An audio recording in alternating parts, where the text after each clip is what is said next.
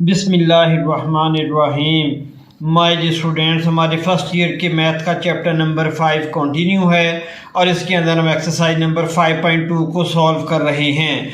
आज हम इंशाल्लाह एक्सरसाइज नंबर 5.2 के क्वेश्चन नंबर्स 9 एंड 10 को सॉल्व करेंगे। तो लेट्स गेट स्टार्टेड। ये हमारे पास क्वेश्चन नंबर 9 की स्टेटमेंट है x-1 over x-2 into x+1 की पावर 3। हमने इसको पार्शियल फ्रैक्शन में रिजॉल्व करना है। तो सबसे पहले हम ये देखते हैं कि ये हमारे पास प्रॉपर रेशन फ्रैक्शन है या इम्प्रॉपर रेशन फ्रैक्शन है। यहाँ पर हमारे पास x की डिग्री क्या है, यहाँ पर x की डिग्री आ जाएगी 1, यहाँ पर 3।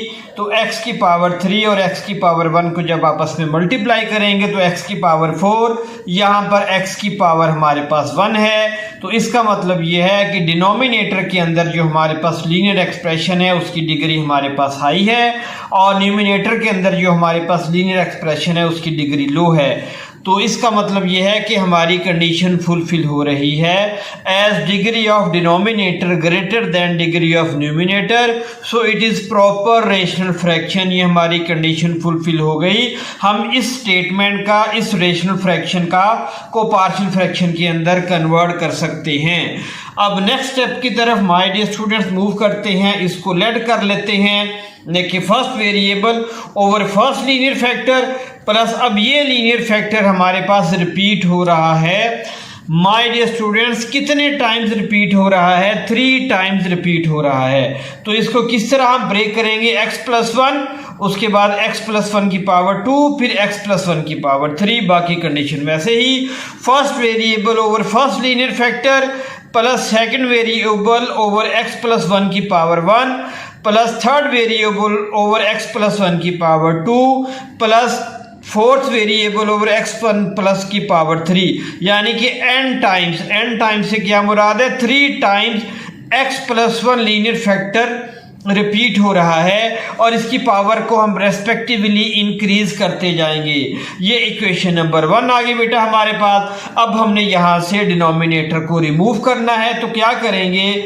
दोनों के इक्वेशन नंबर 1 के दोनों साइड्स पर इस डिनोमिनेटर के लीनियर फैक्टर से इसको मल्टीप्लाई कर देंगे।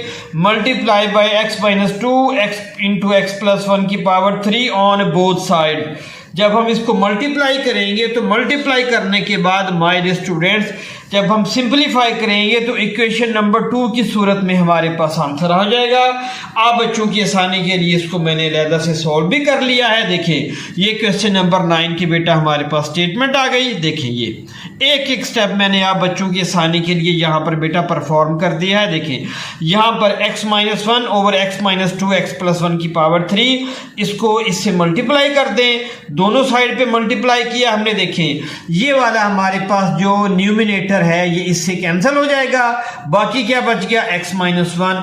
अब आप देखें, ये वाली टर्म भी इससे मल्टीप्लाई होगी। ये मैंने एज इट इज लिख दी।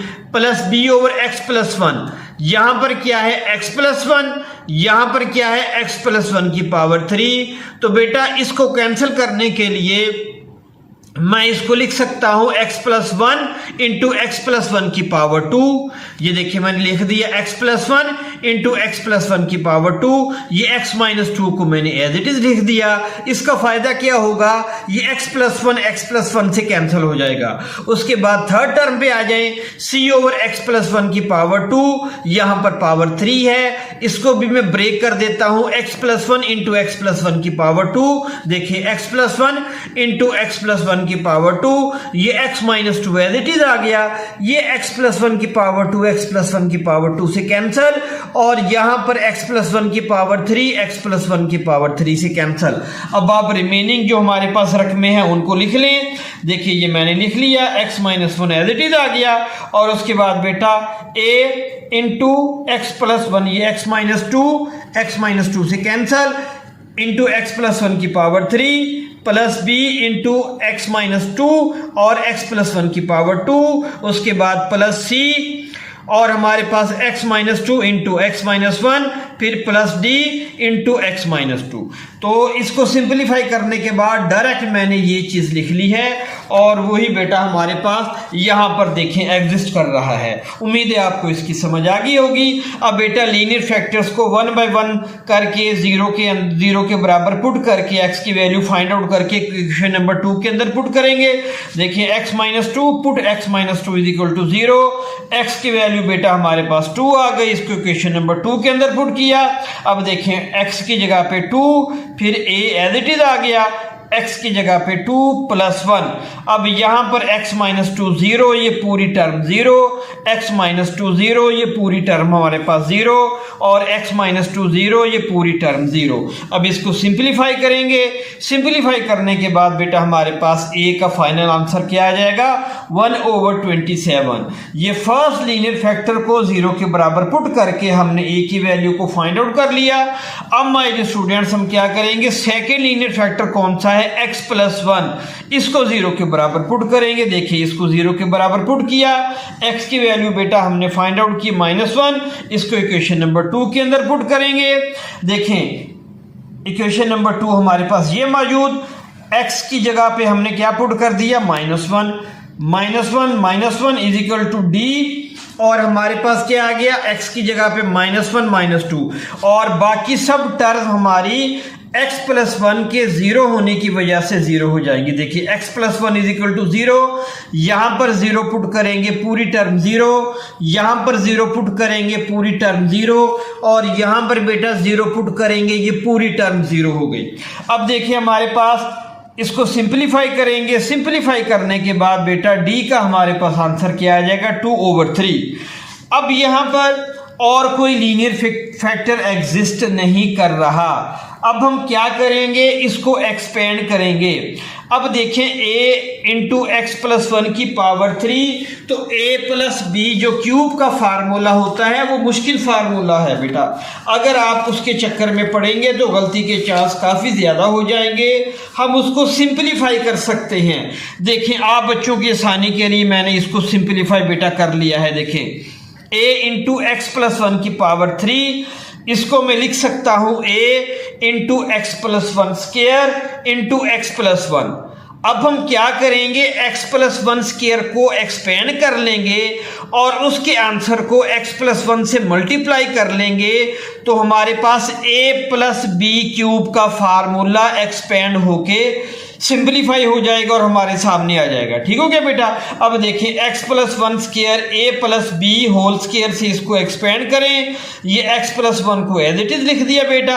अब देखिए x स्क्वायर को x से मल्टीप्लाई किया x क्यूब, इसी तरीके से x स्क्वायर को 1 से मल्टीप्लाई करेंगे x स्क्वायर, फिर हमारे पास आ जाएगा 1 को x से मल्टीप्लाई करेंगे x और 1 को 1 से मल्टीप्लाई करेंगे 1, फिर 2x को x से मल्टीप्लाई करेंगे x स्क्वायर 2x स्क्वायर, फिर 2x को 1 से मल्टीप्लाई करेंगे 2x। अब देखें x cube as it is आ गया, x square plus 2x square 3x square, फिर हमारे पास x प्लस 2x 3x और 1 एज इट इज आ गया। तो यानी कि इसको हम एक्सपेंड करके डायरेक्ट इसके बराबर पुट कर सकते हैं। क्लियर होगी बेटा बात। इस तरीके से मैंने क्वेश्चन नंबर 9 और 10 के अंदर x प्लस 1 की power 3 a into x plus 1 की पावर 3 को सिंप्लीफाई किया है। अब बेटा देखें इक्वेशन नंबर 2 आ गई हमारे पास। देखें वही चीज़ मैंने यहाँ पर लिख दी जो भी मैंने आपको समझाई है, फिर यहाँ पर a plus B whole square के फार्मूले से इसको एक्सपेंड कर देंगे, सिंप्लीफाई करेंगे। अब आप देखें बिल्कुल वही स्टेप हमने यहाँ पर किए। अब x माइनस 2 इससे मल्टीप्लाई होगा बेटा, इसको मल्टीप्लाई कर लें। चले मैं आपको करके दिखा देता हूँ। x को x स्क्वायर से मल्टीप्लाई किया x क्यूब, फिर x को 2x से मल्टीप्लाई किया प्लस 2x स्क्वायर, फिर x को 1 से मल्टीप्लाई किया x। इसी तरीके से -2 को कर लेंगे, -2 को x स्क्वायर के साथ मल्टीप्लाई किया -2x स्क्वायर, उसके बाद बेटा -2 को 2x से मल्टीप्लाई किया -2x स्क्वायर, उसके बाद -2 को 1 के साथ -2 को 2x के साथ मल्टीप्लाई किया -4x, उसके बाद -2 को 1 के साथ मल्टीप्लाई किया -2। बाकी हमारे पास एज इट इज आगे देखिए। अब इसको a को इस सारी टर्म से मल्टीप्लाई कर लें और b को इससे मल्टीप्लाई कर लें। ये देखें, ये सारा मैंने एक एक स्टेप किया। फिर c को इससे मल्टीप्लाई कर लें और d को इससे मल्टीप्लाई कर लें। ठीक हो गया बेटा। अब हमने क्या करना है, comparing coefficients of x cube and x square. अब यहाँ पर हमारे पास क्या है, एक्स क्यूब तो है ही नहीं, तो इसका कोएफिशिएंट हम एक्स क्यूब का लिख देंगे 0 और एक्स क्यूब का coefficient a as it is आ गया और एक्स क्यूब का कोएफिशिएंट b ये प्लस b। अब यहाँ से a की वैल्यू हमारे पास क्या है, 1/27। ये मैंने यहाँ पे निकाली है बेटा, आपको शो भी करवा दूँ। देखिए a इज इक्वल टू 1/27। ये बेटा यहाँ पर पुट कर देंगे, इसको यहाँ पर पुट किया, सिंप्लीफाई किया, b की वैल्यू आ गई -1/27। अब एक्स स्क्वायर के कोएफिशिएंट्स को हम कंपेयर करेंगे। यहाँ पर एक्स स्क्वायर है ही नहीं तो 0 लिख दिया। अब यहाँ पर एक्स स्क्वायर क्या है, 3a लिख दिया, यानी एक्स स्क्वायर का कोएफिशिएंट क्या आ गया, 3a। और यहां पर एक्स स्क्वायर का कोएफिशिएंट हमारे पास क्या आ गया बेटा, ये 2b x square minus 2b x square, ये आपस में कैंसिल हो जाएंगे और हमारे पास ये एक्स स्क्वायर एक ये मौजूद है, इसका कोएफिशिएंट क्या आ जाएगा, +c आ गया। ठीक हो गया बेटा। अब देखें a की वैल्यू को पुट कर दें यहाँ पर, इसको सिंप्लीफाई करें तो c की वैल्यू हमारे पास क्या आ जाएगी, -1/9। ये हमने a b c and d सारे वेरिएबल्स की वैल्यू को फाइंड आउट कर लिया। अब इसको क्वेश्चन नंबर 1 के अंदर पुट कर देंगे तो हमारे पास ये रिक्वायर्ड पार्शियल फ्रैक्शंस आ जाएंगे। अब क्वेश्चन नंबर 10 की तरफ मूव करते हैं। ये देखिए question number 10, 4x³ over x square minus 1 x plus 1 की पावर 2। अब आप बता सकते हैं बेटा कि यहां पर हमारे पास क्या है, यहां पर अगर आप गौर करें तो हमारे पास लीनियर फैक्टर्स एग्जिस्ट नहीं कर रहे। ये हमारे पास लीनियर फैक्टर नहीं है क्योंकि ये एक्स स्क्वायर माइनस 1 है। लीनियर फैक्टर के अंदर वेरिएबल की मैक्सिमम पावर 1 होती है, लेकिन यह पावर 2 आ रही है। अब बेटा हमें इसको रिमूव करना पड़ेगा, एक्स स्क्वायर माइनस 1 को, ये एक्स की पावर 2 को हमें एक्स की पावर 1 के अंदर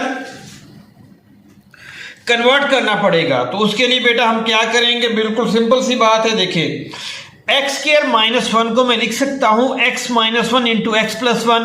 जब ये इन दो टर्म्स को मैं मल्टीप्लाई करूंगा तो मेरे पास ये आंसर आ जाएगा।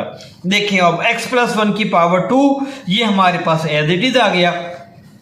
अब देखिए ये लीनियर फैक्टर्स आ गए, सारे के सारे हमारे पास लीनियर फैक्टर्स आ गए और ये भी x प्लस 1 है, ये भी x प्लस 1 है, इसकी पावर 1 है, इसकी पावर 2 है। इन दोनों को मल्टीप्लाई करूंगा तो पावर्स ऐड हो जाएंगी। इन दोनों को मैं लिख सकता हूं x प्लस 1 की पावर 3, वो मैंने लिख दी x1 प्लस की पावर 3 और ये x minus 1 as it is आ गया। अब ये दोनों कंडीशन फुलफिल हो रही हैं। ये हमारे पास क्या है बेटा, ये हमारे पास x की पावर 3 यहां पर है और यहां पर भी देखें हमारे पास x minus 1 into x plus 1 की पावर हमारे पास 3 आ गया। ठीक है बेटा। अब देखिए ये हमारे पास लीनियर फैक्टर्स हैं, ये भी लीनियर फैक्टर है, ये भी लीनियर फैक्टर है। यहाँ x की पावर 1 है, यहाँ पर x की पावर बेटा हमारे पास 1 है। ठीक है। अब यहाँ पर x की पावर 3 है। As degree of denominator greater than degree of numerator, के डिनोमिनेटर की जो डिग्री हमारे पास है वो हाई है न्यूमिनेटर से, सो ये हमारे पास प्रॉपर रैशनल फ्रैक्शन है। अब ये हमारे पास इसको लेट करेंगे, इसको कंसीडर करेंगे। ठीक है। लेट इसको एज इट इज लिख दिया, first variable over first linear factor plus b over x plus 1 plus c over x plus 1 की power 2 plus d over x plus 1 की पावर 3। ये हमारे पास बेटा इक्वेशन नंबर 1 आ गई। अब डिनोमिनेटर को हमने रिमूव करना है तो दोनों साइड पे इसको हम मल्टीप्लाई कर देंगे। मल्टीप्लाई किया, यहाँ पर मैंने एक एक स्टेप बेटा परफॉर्म कर दिया है। देखिए मल्टीप्लाई किया, ये डिनोमिनेटर ये न्यूमिनेटर से कैंसल। अब उसके बाद इसको हम, ये टर्म इससे मल्टीप्लाई होगी, ये टर्म इससे मल्टीप्लाई होगी, ये वाली टर्म इससे मल्टीप्लाई होगी और ये वाली टर्म भी बेटा इससे मल्टीप्लाई होगी। ये मैंने लिख दिया। ठीक हो गया बेटा। अब देखिए यहाँ पर मैंने क्या किया, यहां पर हमारे पास है x प्लस 1, तो ये भी x प्लस 1 की पावर 3 है, तो इसको मैं लिख सकता हूं x plus 1 into x plus 1 की पावर 2। ये देखिए मैंने लिखा x plus 1 into x plus 1 की पावर 2 और यहां पर भी मैंने इसी तरीके से किया। यहाँ पर क्या है x प्लस, यहाँ पर ये x प्लस 1 की पावर 2 है, यहाँ पर इसको लिख सकता हूँ x plus 1 into x plus 1 की पावर 2। ये देखिए अब ये इससे कैंसिल हो जाएगा और ये इससे कैंसिल हो जाएगा, हमारा काम आसान हो जाएगा बेटा। देखें और ये इससे कैंसिल हो जाएगा। इसको सिंप्लीफाई किया, सिंप्लीफाई करने के बाद ये इक्वेशन नंबर 2 हमारी इस फॉर्म के अंदर हमारी इक्वेशन नंबर 2 आ जाएगी।